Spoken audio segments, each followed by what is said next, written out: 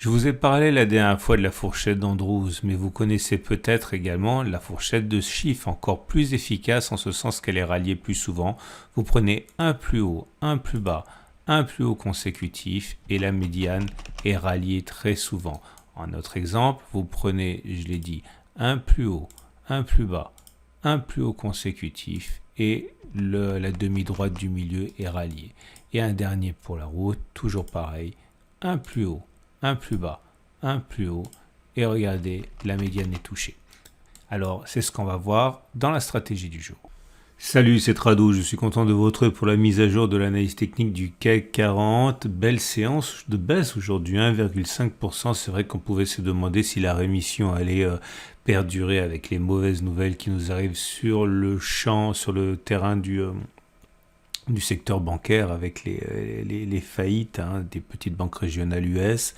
En tout cas, les marchés ont décidé de faire une pause et on ne va pas non plus se voiler la face. C'était quand même assez, on va dire, attendu que les marchés baissent et qu'ils aillent chercher cette fameuse zone des 73 87, 113, 108 dont on a beaucoup parlé lors de la dernière vidéo, j'y reviendrai plus tard. C'était un objectif qui avait été rallié sur les produits dérivés mais pas sur l'équivalent du CAC 40. Maintenant c'est fait et c'est mieux ainsi.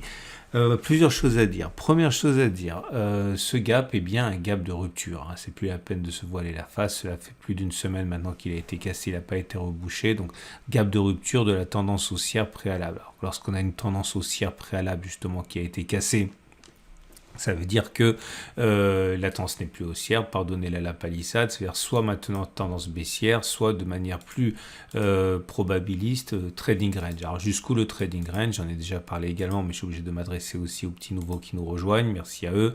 C'est bien d'utiliser les retracements de Fibonacci et trouver des zones de confluence. Alors les zones d'intérêt ici pour un rebond sont cette zone ici de gap qui devrait être rebouchée, 73,87, 113,68, puis une autre zone de gap ici à 71,89, 109,62. Bref, ça veut dire quoi? Ça veut dire qu'à titre personnel, j'envisage soit un trading range comme ça, donc pour aller boucler le gap et soit on comble le gap et on préserve avec une mèche haute, c'est-à-dire qu'on vient toucher, on vient tout de suite clôturer au-dessus avec une longue mèche comme ça, la zone ici en bleu, soit on va chercher le deuxième gap qui à mon avis sera cherché de toute manière, parce qu'on ne peut pas le laisser comme ça bien non plus. Soit on va chercher cette zone ici à 50% de Fibonacci. Alors, impossible de dire ce qui va se passer, mais ce qui me semble quand même plausible, c'est qu'une fois qu'on aura atteint ça, eh bien, on aura donc du coup une rotation à l'intérieur de cette zone. On verra.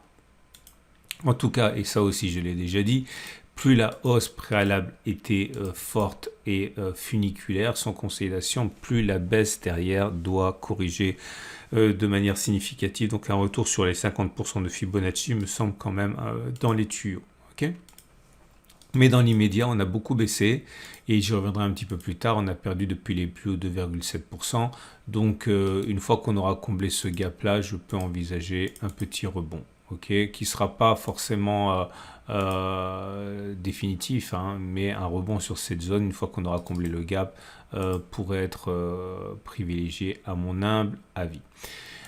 Ensuite, on a les éléments chartistes suivants. Alors, j'ai été interpellé sur la fourchette d'Andrews. On m'a demandé quel outil mathématique permettait de tracer la fourchette d'Andrews. Non, c'est pas du tout un outil mathématique. C'est purement chartiste et subjectif. Il y a des règles, mais quand même, vous prenez trois extrêmes consécutifs. Donc, en l'occurrence, un plus haut, un plus bas, un plus haut. Ou alors vous prenez éventuellement un plus bas, un plus haut et un plus bas, mais il faut trois extrêmes. Alors, il faut que j'arrive à le tracer correctement. Un plus haut, un plus bas, et je me plante encore comme ça. Et on sait que la médiane est touchée dans 80% des cas environ. Alors ça fonctionne moins bien à la baisse qu'à l'hausse comme d'habitude, mais on va dire qu'on a largement plus de chances d'aller chercher la médiane que de ne pas aller le chercher. Ça voudrait dire aller chercher, allez, mettons 6% de baisse. Ça me semble quand même beaucoup, mais l'avantage, c'est que si on ne va pas chercher la médiane, ça déclenche une autre stratégie de type refus de médiane. Et lorsqu'il y a un refus de médiane, il y a plus d'une chance sur deux d'aller chercher un contact avec la demi-droite 1 3, donc le point 1 et le point 3, on oublie le point 2. Donc ça veut dire que soit on va chercher la médiane et on rebondit, ou pas d'ailleurs, mais soit on va chercher la médiane, soit on va pas chercher la médiane et on ressort de la fourchette d'Andrews sans en avoir préalablement touché la médiane, et généralement on va chercher cette demi-droite 1-3. Okay, je rappelle que j'ai fait un e-book là-dessus et avec des exercices corrigés, et également j'ai dit un tutoriel que certains ont déjà regardé, c'est en dessous de la vidéo. Okay, c'est très important les fourchettes d'Andrews. Et du coup, on a également, lorsque l'objectif est vraiment très ambitieux, les fourchettes de chiffres. Ça aussi, on m'a sollicité dessus, donc je vais en parler. La fourchette de chiffres se trace exactement de la même manière, mais donne des objectifs un peu moins ambitieux. Donc, un plus haut, un plus bas, un plus haut. Et pour le coup, ça vous donne un autre objectif qui est celui-ci. Pareil, il faut aller chercher la médiane. C'est rallié plus souvent que les médianes de fourchette d'Andrews, d'ailleurs. Donc ça veut dire ici, au lieu d'aller chercher ici, on va chercher cette médiane-là. Et ça me semble quand même, on va dire, un petit peu plus plausible maintenant. Donc ça voudrait dire, au regard de cet outil-là, qu'on a facilement à perdre encore 1,6%. Avant éventuellement de rebondir. Donc si on retrace les Fibonacci là-dessus, ça voudrait dire aller chercher 38,2% de Fibonacci, ce qui me semble quand même envisageable. Ok. Donc, je montre comment je travaille avant de... vous savez, pour réussir en trading, il faut avoir 5 choses réunies. Ok. Des signaux d'achat, des signaux de vente, des zones d'intérêt à partir desquelles vous regardez justement de manière privilégiée les signaux d'achat et les signaux de vente. Donc je répète, signaux d'achat, signaux de vente, zone d'intérêt, stop loss, où vous mettez votre stop loss, et enfin le calcul d'objectif. Si vous n'avez pas ces 4 choses-là, c'est que votre trade il n'est pas prêt. Ok, donc il faut absolument savoir faire ça.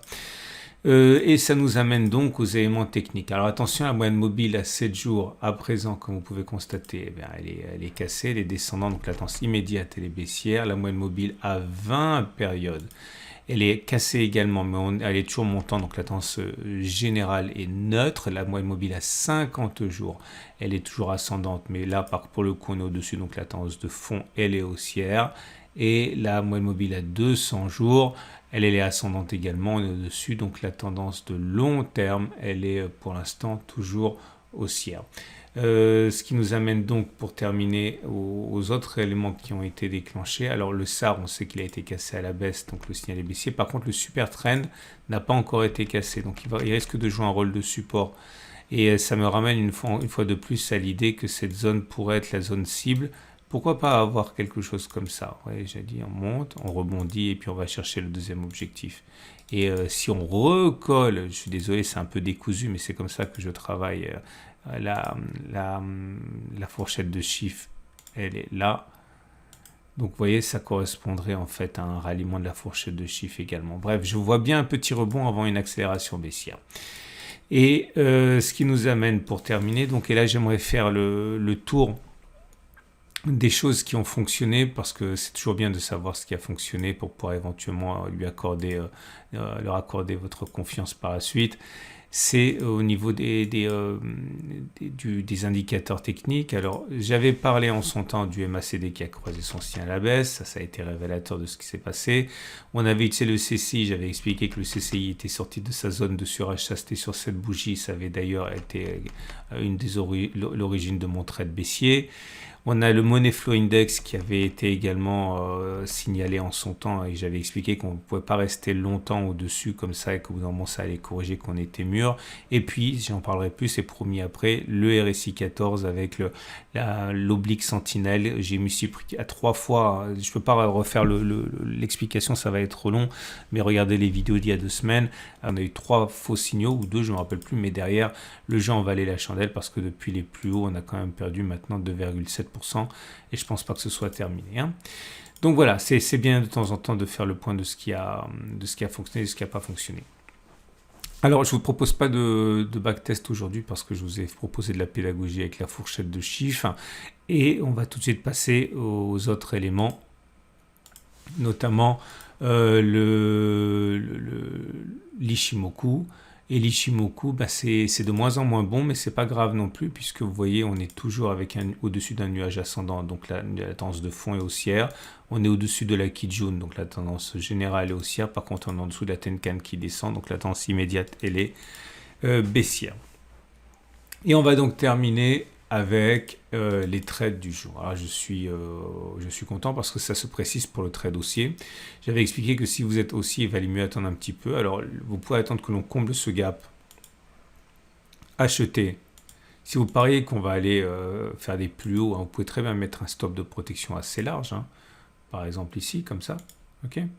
Là, vous auriez un ratio gain-risque d'à peu près 1 point. Si vous achetez ici et que vous visez un retour sur les plus hauts à 3,3 et un stop de protection, je vais m'en sortir. Non, je m'en sors pas, je recommence. Donc, je recommence. Vous achetez ici sur le comblement du gap, vous visez un retour sur les plus hauts à 3,3% et vous mettez un stop de protection à égale distance. Vous êtes protégé par un gros support, vous êtes protégé par le gap, etc. Bon, vous avez un ratio gain-risque 1 pour 1. Si vous voulez spéculer à la baisse, là pour le coup ça devient un petit peu compliqué parce qu'on est sur un énorme support ici, hein, et donc ça va être forcément racheté par des traders. Donc je pense que le mieux c'est d'attendre éventuellement le fameux rebond technique.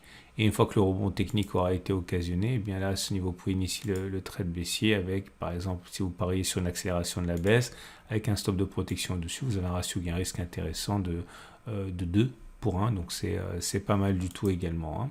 Donc l'important de toute manière, et je le répète, hein, si vous voulez trader de manière intelligente, pérenne et avoir des espoirs de succès dans ce domaine, vous devez avoir des signaux d'entrée, des signaux de sortie, savoir identifier vos zones d'intérêt, savoir identifier votre stop loss, savoir identifier vos objectifs et éventuellement connaître des outils de trailing stop. Tant que vous n'avez pas ça, vous n'êtes pas prêt. Et je vous rappelle que tous mes formats sont axés sur ça. Si vous voulez apprendre à positionner vos stop loss, regardez la vidéo sur la préparation de la semaine de trading. Il y a toujours un tutoriel au début. Si vous voulez déterminer les zones d'intérêt pour acheter ou vendre, regardez cette vidéo aussi. Hein. Si vous voulez avoir des setups, des stratégies, c'est aussi cette vidéo aussi. Si vous voulez avoir des stratégies de sortie, c'est également cette vidéo. Bref, tout mon travail, si vous mettez les pièces les unes après les autres, s'articule pour vous donner ces éléments dont vous avez besoin. Et simplement, ça prend du temps naturellement. Quant à moi, je suis content parce que regardez la vidéo précédente, j'étais vraiment embarrassé par la situation. Je vous rappelle, si vous l'avez loupé, que cette zone ici avait été touchée, qui était mon objectif de trade baissier. Hein. J'ai engagé le trade baissier à 7500, ici précisément. Okay, et depuis le début, j'avais cet objectif-là en tête. Et j'avais cet objectif-là avait été touché vendredi sur les produits dérivés, notamment les Turbo 24, les CFD, les futurs, mais pas sur le CAC 40 spot parce qu'il était fermé à ce moment-là. Et donc j'avais dit, je ne sais pas trop quoi vous proposer parce que l'objectif a été touché, donc tout peut se passer maintenant. J'ai dit, les plus prudents vont sortir dès l'ouverture au cas où on repartirait vers le haut, et les plus patients attendront, mettront un stop de protection au-dessus des précédents sommets pour aller chercher l'objectif qui était le nôtre. Alors je suis content parce que quoi que vous ayez fait, vous êtes sorti gagnant du trade, parce que si vous êtes sorti à l'ouverture comme je l'avais proposé pour les plus prudents, eh bien votre gain a été quand même de 0,7%, c'est du trading de court terme, c'est pas mal. Hein. Et si vous avez été patient, vous avez fait donc 1,8% et donc vous avez gagné aussi. Donc je suis, on va dire, débarrassé de mes obligations pédagogiques. Ici, ça a fonctionné malgré le petit hiatus et de la zone. Hein.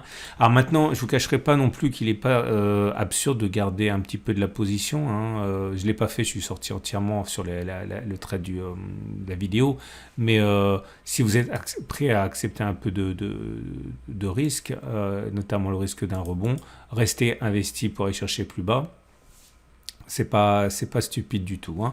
Donc moi je pense que je vais attendre que ça rebondisse pour acheter et spéculer à la baisse encore. Mais là pour l'instant je ne mets pas en place le trade parce que j'aime bien avoir un minimum de visibilité dans l'immédiat.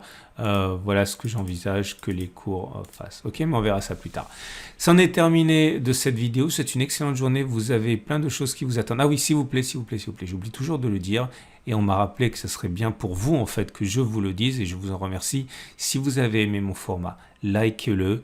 abonnez-vous à mon format. Pourquoi c'est important de le liker? Tout simplement parce que j'ai pas de budget marketing et que comment ça s'appelle? Les vidéos qui sont vues, je vais pas me faire que des amis ici, mais les vidéos qui sont vues 5, 10, 15 000 fois de certaines chaînes concurrentes, en fait, faut pas se leurrer, hein. Ce sont des vues qui sont achetées ou alors des vues qui sont oui, généralement achetées, ça s'achète, ce genre de choses, et ça fonctionne très très bien.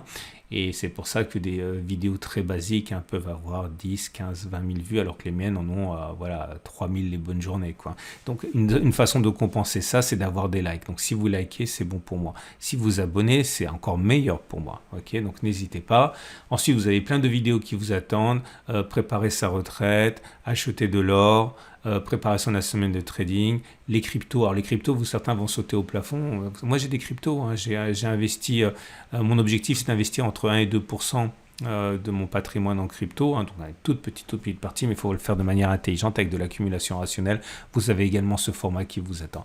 Voilà. Et pour terminer, n'oubliez pas que si vous voulez trader à court terme, eh bien je recommande chaudement mon partenaire depuis des années, CIG, qui vous permet d'investir avec des Turbo 24, des CFD à risque limité. Vous avez également la possibilité d'ouvrir un compte de démonstration. Vous avez des liens en dessous de la vidéo. Merci pour votre fidélité et à demain pour la mise à jour.